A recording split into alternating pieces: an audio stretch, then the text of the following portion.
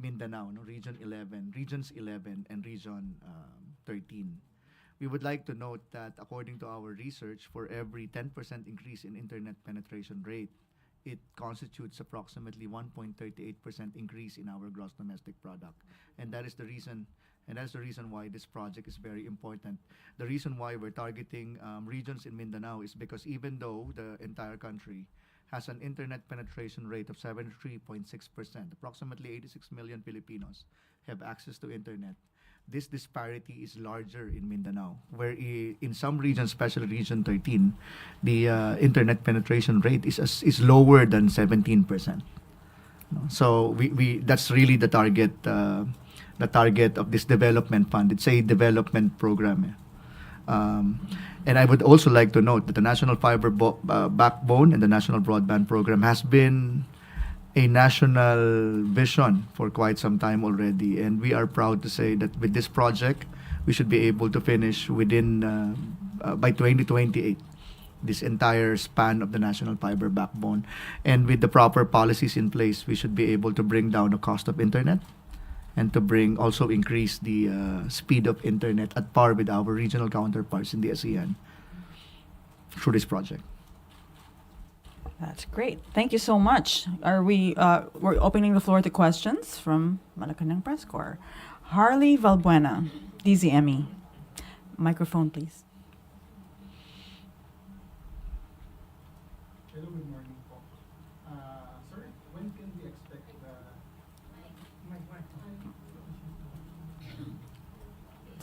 Let's try. Hello, good morning po.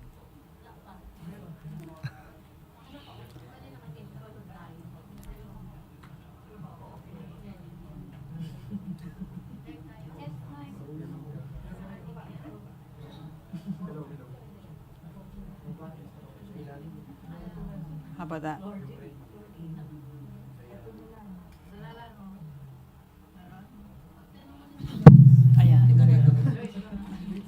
Some technical difficulties. Question from Harley Valbuena, again, of DZME. Please pass the mic. Hello, good morning po.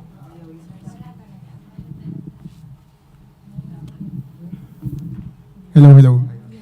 Good morning po. Sir, when can we expect the establishment of the 772 free Wi-Fi sites that will concentrate on Mindanao? Yes. So, since the NEDA board, chaired by His Excellency the President, approved this yesterday, there will be negotiations on the rates, yung interest rates of the World Bank, happening in the next few days. We hope to start procurement by early next year. So, progressive siya, but we should be able to complete by 2028, including yung fiber backbone. Even though we complete in 2028, the entire project is a 10-year project. So progressively, from 2025 to 2035, the entire free Wi-Fi sites that we will be building will be sustainable. Gaano po kabilis yung speed na that we are talking about? Maybe in terms of Mbps or what? Doon po sa Yes. free Wi-Fi sites. Thank you for that question. So right now, our SLA for this particular project is significantly higher than what we're providing. No? The minimum is 50 Mbps with what do you call that? With space for 200 Mbps. And then, sir, last question po. Can you elaborate na lang po on how this project will strengthen the cybersecurity? Yes, part of the component of this particular, there are 5 components to this particular project. Of course, the largest and the most expensive is the connectivity. Component 3 actually focuses on securing the network, the national fiber backbone for one, and also the free Wi-Fi networks. To give you an example, there is a law, no, yung Anti-Child Exploitation Act, which by the way reminds all internet service providers that we should be blocking child pornography, child exploitation sites, etc. No? So this particular, part of this entire package is to be able to create that security. No? For example, our free Wi-Fi site shouldn't be used for this. We will also be building a network operation center to monitor if there will be attacks against our sovereign network, no? Especially yung sinasabi ko nga, the national fiber backbone. Okay. Joyce Balancho, ABS-CBN. Sir, when we say free Wi-Fi sites, can you give us details? Anong klaseng sites po ito? Like public areas po ba to? Will it include public schools? Kasi doon din po nangangailangan ng Wi-Fi connection. Thank you for that question, Joy. So we have a law, the Free Public Internet Access Law, which was passed 2016, if I remember that right. So for this particular project, we are actually just implementing the law, but we will be focusing on public schools, state universities and colleges, and rural health units. So yung 772 are mostly public schools and rural health units.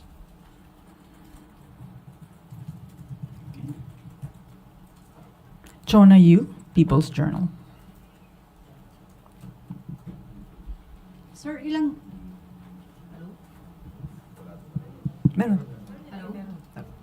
ilang percent po sir ng kabuuang lugar sa bansa ang wala pang internet connection? So we're not measuring it in terms of geographic area, but according to the 2023 International Telecommunications Union, 86.5 million Filipinos have access. Approximately there are 118 million Filipinos. We count as having access yung may access sa smartphone, mobile data. As long as may access ka sa mobile data, even though your area has no fixed broadband, for example, you still have access to the internet. Now, in terms of, so here, we don't have the exact data, but what we know for a fact is that there are certain areas, like what I was mentioning, Region 13, na mababa talaga yung internet penetration rate. And that's why we're concentrating here. Kasi they are also not commercially viable. Globe, PLDT, Smart wouldn't bring their services there because the population is also will not be able to support payment of a commercial internet. That's why it is a developmental project. No? Hopefully, when we are there and once we get the cable networks ready, then we can tie up with the local government units and make this available also for fiber to home along with the local providers. And this will increase internet penetration at home. Hindi lang dun sa free Wi-Fi sites, halimbawa public schools. This can also help in making sure that this particular facility is available even at homes. Ivan Myrina, GMA7. Yusek, good morning. In terms of number of users, how many are expected to benefit from this project? 772 we according to our estimates, no, the users would be around 5 million to 6 million. Pero medyo ano yan, that is on the low end because we didn't attribute. Remember, this is a 10-year project, and we didn't make a projection on increase in population per year. But that is the current scope of this particular project. Speaking of projections, you said that for every 10% increase in internet coverage, it constitutes a 1.38% increase in GDP. That's correct.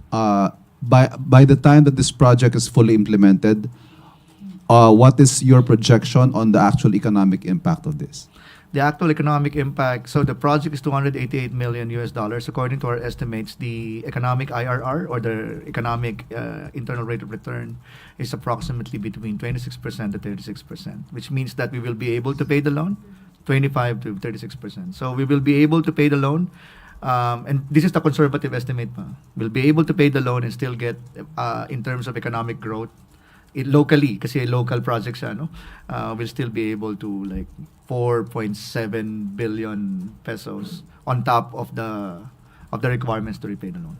Sir, at the risk of asking you to state the obvious, how does this stimulate economic activity? Paki-elaborate nga ho, paano natin nakuha yung 1.38% increase in GDP Okay, pag mataas ang internet connectivity? Thanks for that, Ivan. So, as we all know, internet connectivity is a requirement nowadays for a lot of movement of goods. For example, here in Metro Manila, we are all enjoying Grab, we're all enjoying Lazada, but in so many areas in the country, they don't even have access to e-commerce. And remember that e-commerce is two ways.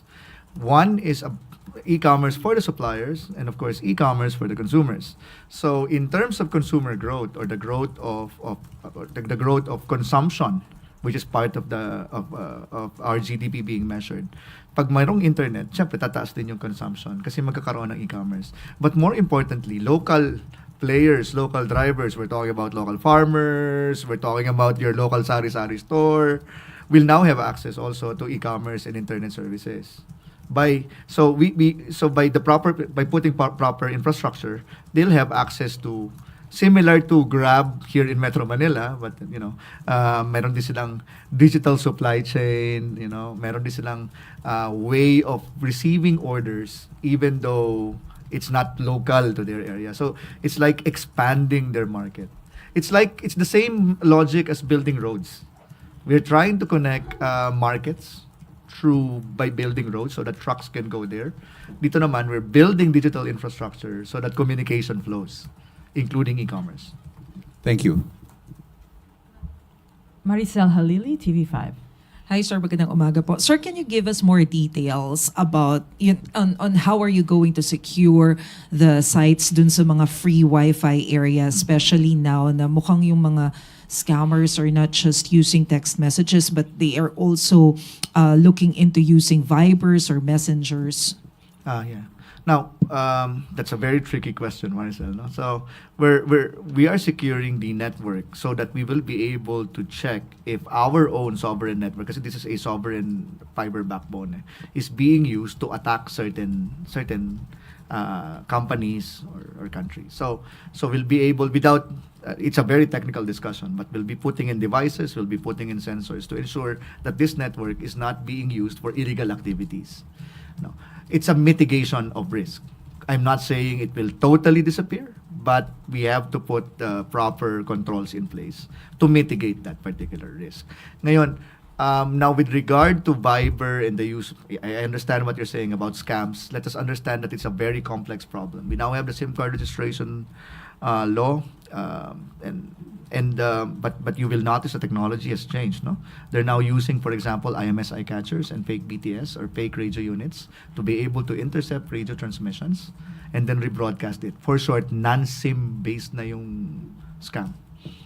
And then they're also using Viber, they're also using OTT boxes, etc., yung mga messenger, no? So unfortunately, we also need a law to be able to regulate that. So that's a different thing altogether. I hope I explained it. That's different. We need to also have the proper laws in place to be able to also regulate chat, mga ganyan, no? Lalo na kung ginagamit. For example, alam nyo ba lahat ng nahack sa Pilipinas, dinadump ang data through Telegram? But we don't have a regulation to be able to ask Telegram to give us the identity of who is this person dumping data. I'm talking about data of all of us, personally identifiable information. Diba? Wala tayong regulation na ganun. But don't worry, we've already contacted, we're talking to Congress about this. There are various bills pending in Congress about it.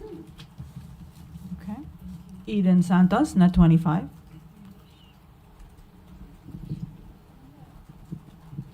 May kaugnayan din po dun sa question ni Maricel. So kung wala po tayong, binabanggit ninyo na wala tayong kasiguruhan po para ma-secure yung mga users dun sa mga site na magkakaroon po ng free wifi, are we expecting na mas dadami yung bilang ng mga kababayan natin na posibleng ma-scam using this free wifi internet po? Okay, thanks for that. No, I would like to believe and based from where, based on our implementation, the free Wi-Fi program of the Republic of the Philippines and of the ICT is actually secured, and we're trying to make it more secure with this particular Philippine Digital Infrastructure project. No, so. I don't wanna, kasi ang problema natin pag sinabi ko naman lahat ng security measures namin, baka bukas sabihin ng mga hackers, oh, ito pala ha. But we actually have this in place. For example, if you use our free Wi-Fi sites, I'm telling you right now, you can't use it for child pornography, etc. In fact, we're going the extra mile in order to make sure that that you're not misusing it. We also block porn. Example lang, no? So meron naman tayong measures dun sa free Wi-Fi project natin, especially because these are being used by students in the far-flung areas. So it's generally safe. I was just verbalizing that this is a very complex problem. Our attackers are also, employing newer technologies as they come out. So while we believe it is secure now, of course, we need to transition to more secure technologies in the future. Opo, kasi nga, di po ba problema ngayon yung tumataas na bilang ng mga kabataang nagiging biktima po ng child sexual abuse using yung mga internet, di po ba? Correct, yes. So we're doing something about that. For example, we have sensors that actually scans the dark web, the surface web, so that we know in advance if some data was hacked and being sold in the public, or if there is child pornography emanating from the country. And we report this to NBI and the PNP. Okay. Alvin Baltasar, Radyo Pilipinas. Yusek, good morning. Aside from child pornography, ano pa po yung mga sites na naka-block doon sa mga free Wi-Fi sites? Sa ngayon, wala scam sites at saka yung tinatawag nating command and control. Yung command and control, ito yung identified sites where if you were hacked, doon nagpapadala ng data. That's it. Because the rest is, we don't block sites in general except if it is really dangerous to the public. Or there is a law that says you have to block it. Sir, medyo lilis lang ako doon sa free Wi-Fi sites. Sir, do I have a figure kung ilan yung percentage na pumapasok sa government through online transactions? Since very consistent din naman si Pangulo na gumamit na ng online transactions sa mga government offices. Sorry, I don't have that information, but I can get back to you on that. No? I don't have it with me right now. Thank you. Kyle Atienza.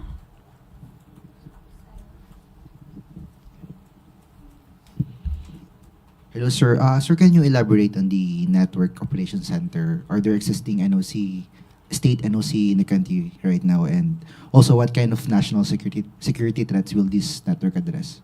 Thanks for that question, Kyle. So we have a Network Operations Center right now. We also have a National Security Operations Center. In the DICT's National Computer Emergency Response Team, which responds to all these hacking incidents in the government, we have 30 agencies connected to it. That's why we were able to defend approximately, we've already done 2,900 early detection of attempts to government agencies, including LGUs. That's what it does, no? It has sensors that detects if there is an attempt, and then if there is an attempt, we mobilize our team to be able to mitigate it. So can you elaborate on those 30 attempts? No, 30 agencies are connected, 2,900 attempts. Okay, sir. Can you, sir, give an example, sir, of the attempts? Well, I think one of the well-reported in media is the attempt on our mail exchange services back in, was it late January or early February, no? Where we attributed this particular attack to Advanced Persistent Threat Group number 41, which is known to be Chinese APTs. So we detected that. There was also an attempt on the Department of Agriculture and DENR, and then we were able to detect that. So hindi na lumalabas sa media kasi nga na-mitigate natin. There was also an attempt, multiple attempts sa Philippine Coast Guard, for example. So yeah, sorry, I don't have the entire, and some of these also are, you have to understand, I cannot also divulge details about existing investigations, but right now the statistic stands at approximately 2,900 early detected, but when I say early detected, hindi sila nakapasok. Sir, last question, sir. How would you assess the readiness of the Philippines in terms of countering such threats? Like, do you expect any other measures for us to boost our defense against these attacks, cyber attacks? Okay. Although lumiliso tayo sa PDIP, but I guess that's okay, right? So what I would say is that we're significantly better now. Okay, we're significantly better now Our detection mechanisms are there. Our protective systems are there. And you will notice that we are now sharing information also with our allies. Ibig sabihin, hindi na to one-way communication with our allies. We're also sharing with them how we found out certain tactics, techniques, and procedures being employed by hackers of international origin. Are we at par with our regional counterparts? To give you an example, Singapore is only like 6 million people, but they are detecting approximately 18,000 attacks per year. We are only detecting around 3,000 per year, but we are 118 million Filipinos. So I think we need to improve this by, for example, having a cybersecurity law that will mandate even the private sector to report to us if there is a cybersecurity incident, so that we have to address this together. So we have to increase our visibility of the entire cybersecurity landscape. Okay. Follow-up from Joyce Balancho. Sir, the ACT is always saying that we're always short of personnel, of experts, whenever there are reported cases of cybersecurity issues. So, paano natin babantayan, sir, yung more than 700 news sites that it's going to be free from hacking, it's not going to be used for scamming and other illegal activities? Will the ACT increase personnel? Will you hire more experts moving forward? So, that's a good question, but let me again separate the two issues. The 772 free Wi-Fi sites are controlled environments that are directly connected to the DICT servers and systems, which means it is easier to monitor them because there are automated ways to monitor this. It's easier. That said, DICT has the mandate for cybersecurity for everyone, even those like you who are not connected to us. Your systems at home is not connected to the ICT. PLDT systems, for example, and Globe Telecommunications are not connected to us. We're not monitoring it. So for that reason, we still need additional professionals, not only in government, but also in the private sector, to be able to sustain our drive to improve cybersecurity. For example, in other countries, there's approximately one certified professional for every 200 people, but in our case, it's one for every 2,000 or 3,000. We only have like 200 CISSPs, just to give you an example, and most of them are also, finding work abroad. So that's what we're trying to resolve: get them here. And how do we do that? By building an ecosystem of cybersecurity. We are the number one BPO destination in the world. So maybe this is what we're trying to do: create a subsector like the BPO Security Operations Center. Some companies are already here, so that we can get in more private sector investment, and they will help us train the professionals needed. Thank you so much, Undersecretary D, for explaining the PDIP and its relevance, and for putting the child protection in the heart of it all, because that is a priority of the president. He's mentioned it many times, the fighting online sexual abuse and exploitation of children. And of course, internet connectivity, cybersecurity is a very important part of the Marcos administration's vision for economic development that is sustainable and inclusive. Thank you, Undersecretary D. Thank you, Daphne. And thank you, Malacañang Press Corps. This concludes our press briefing this morning.